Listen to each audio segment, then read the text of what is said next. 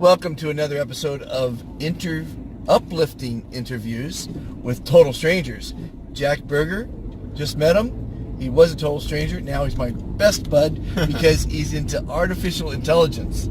He's a student at SMC, and we're going to talk AI today.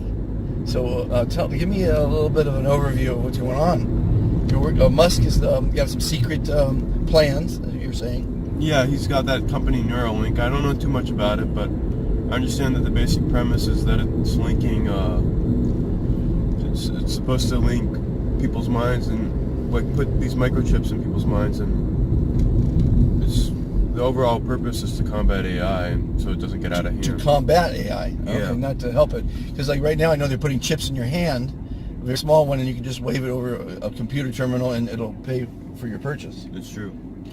So people will be stealing hands soon, but I mean, so your field is that you're gonna be your field, right? Yeah, I'm gonna focus on AI in the future.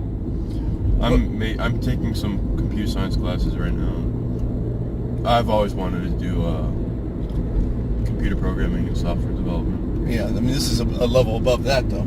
Yeah, AI. Don't you think? Oh yeah, that's what my main focus was always gonna be. So that's wonderful because you're going to wake up in the morning looking forward to, creating, and basically it's almost like inventing, so to speak, Well, yeah, it's a pretty cool thing because the machine learning, it takes over.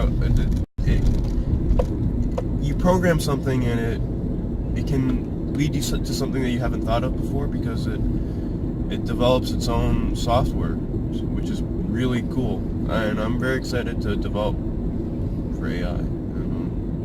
What are the dangers of AI? Well, there's a lot of scientists that are very skeptical about it. Like Stephen Hawking was, he didn't have a positive outlook for it. And Elon Musk is pretty worried too because the main worry is, like you see in all the movies, that it'll take over completely. That's, like, simply put, it's what you see in the movies is what people are afraid of. It's actually pretty realistic. And they also say you can't think of something that's not possible.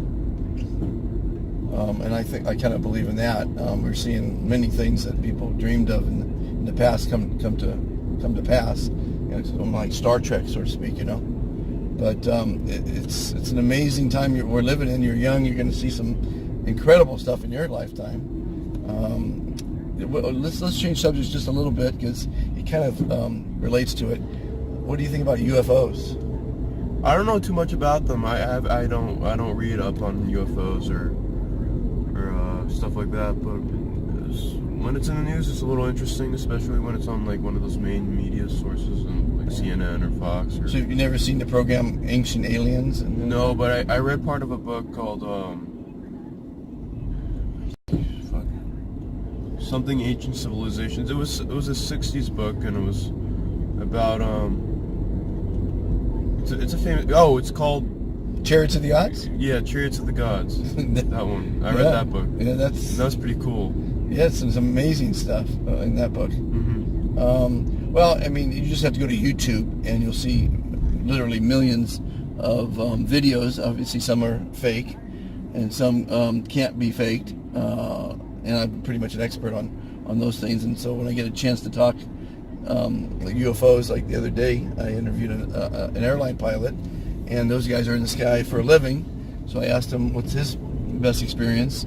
And he was saying that during a flight, something came across the horizon at unhuman speeds. And he called in the tower. They all saw it, everybody in the cockpit. And they said nothing appeared on the radar. Well, when something going that fast, you can blink and not see it.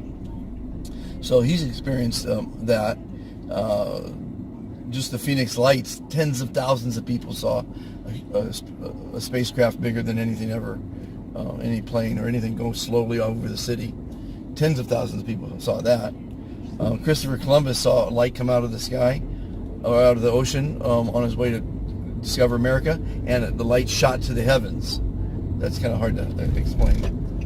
My son saw an orb come out of his backyard in Ojai, a glowing softball-sized light, and shoot off to the horizon in a millisecond without any sound.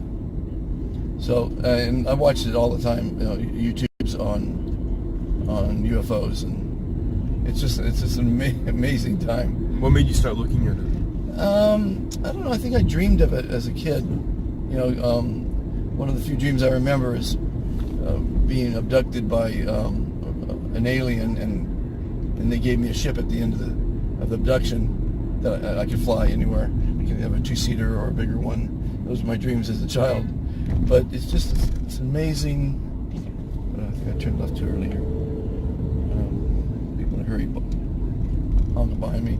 But it's just, you know, I want to know. I'm curious, George. I want to know a lot about everything. You know. Yeah, it's good to be curious. It's good to learn. Yeah. What was I doing? I'm just taking some classes just for fun, like and reading courses online just to learn. It's very important to learn, actually. Every day you should learn. You know, if you have a memory to retain it, you know, you're going to be very valuable to your future employers. You know, the more you know, the more valuable you are. The more languages you speak, the more valuable you are. Do you know how many discs are in your body? In your spine? 16? 20, close. 23. 23. Do you know how many bones are in your body? No. 237. Close. 206. Do you know how many organs are in your body? 9. 12. You're real close. 12. 5 are vital. So those are stupid little facts, but it's part of you. You know, are you ever going to forget that there's 206 bones in your body? Probably not now. Is it real important? No, but it's a function of your body. We all have 206. She has 206. I have, you know, we all, so I just, you know, I think it's interesting just to know lots of stuff, you know, and especially about artificial intelligence. I mean, if you go to my website, ilovesos.org, actually, if you just go, it's on my YouTube channel, that 36 seconds of that guy talking what he's doing in AI, it's amazing. What's it called again?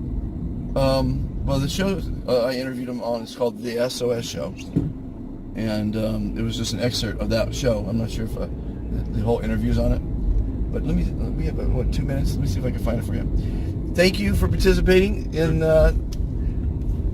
Uplifting Interviews with Total Strangers. I love that name. It's great. Love you.